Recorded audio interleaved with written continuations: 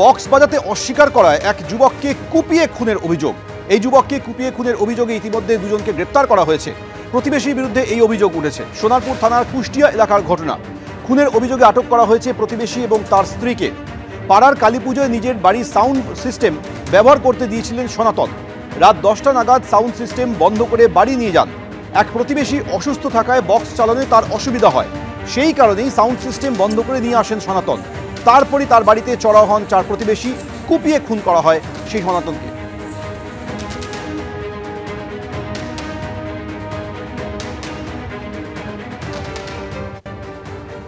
আমরা এই মুহূর্তে রয়েছে সোনারপুর থানা এলাকার কুষ্টিয়াতে। আমার সামনে যে কালী পুজোর মণ্ডপ রয়েছে, মণ্ডপের ঠিক বাইরে যেখানে সাইকেল দাঁড়িয়ে রয়েছে, এই জায়গাতেই বক্স বাজানো হচ্ছিল। যেটা খবর পাওয়া যাচ্ছে যে এই মণ্ডপের ঠিক সামনে যে বাড়ি রয়েছে, এই যে রাস্তার ধারে, এই বাড়িতেই সনাতন নস্কর বলে একজন থাকেন। তার বাড়িতে একজন অসুস্থ রয়েছেন। এই সনাতন এবং তার বাড়িতে অসুস্থ লোক থাকার কারণে তারা বক্সটা বন্ধ করে দেন এবং রাত হয়ে গেছিল। অত রাতে জোরে বক্স বাজলে তাদের সমস্যা হচ্ছিল সাউন্ডের কারণে, সেই কারণে তারা প্রতিবাদ করেন এবং তারা বন্ধ করে দেন। যেটা অভিযোগ যে সনাতন নস্কর তিনি বক্স বন্ধ করে কেন দিয়েছেন, সেই কারণে পিন্টু বলে আর একজন তার স্ত্রীকে সঙ্গে নিয়ে এই যে রাস্তা, এই রাস্তা দিয়ে আসে। তারা মত্ত অবস্থায় ছিল এমনটাই অভিযোগ এবং আসার পর এই অন্ধকার জায়গাতে, নির্জন জায়গাতে, সেখানে সনাতন নস্করের উপর তারা হামলা চালায়। মোট 4 জন হামলা চালিয়েছে এখনো পর্যন্ত, এমনটাই সনাতনের বাড়ির যারা সদস্য তারা বলছেন। এবং সাউন্ড সিস্টেম বাজানোর প্রতিবাদ কেন সনাতন করেছেন সেই কারণেই কিন্তু এই পিন্টু এবং তার সঙ্গে থাকা 4 জন এই রাস্তা দিয়ে এসে সনাতনের ওপর হামলা চালায়। পরে সনাতনের মৃত্যু হয়। ঘটনাস্থলে সোনারপুর থানার পুলিশ আধিকারিকরা আসেন। এখনো পর্যন্ত গোটা ঘটনায় 2 জনকে অ্যারেস্ট করা হয়েছে।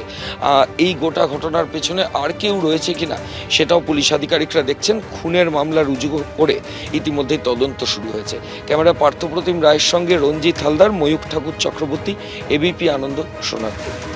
সনাতনের বাড়িতে চড়াও হয়েছিলেন 4 জন, পিন্টু সাহা এবং তার স্ত্রী, এর পাশাপাশি পিন্টু শ্যালক এবং তার স্ত্রী।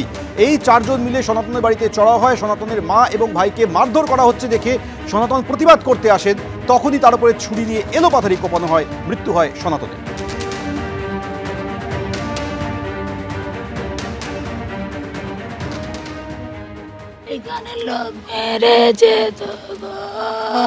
কেন, মানে বক্স বাজাতে বলছিল?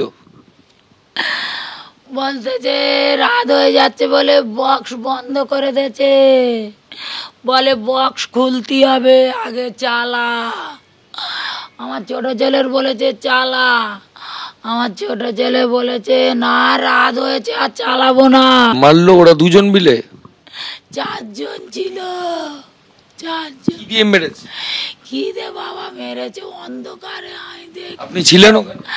আমি যাচ্ছি ছুটে আমার ছেলের ডাকতি আনতি, আর ও ছুটে গেছে ওদের বলতি। পুলিশ কখন? রাত্রি এসে তো ধরে নিয়ে গেছে। এবার শোনাবো একজন প্রত্যক্ষদর্শীর বক্তব্য, যিনি এই হামলার ঘটনার পর থেকে আতঙ্কিত।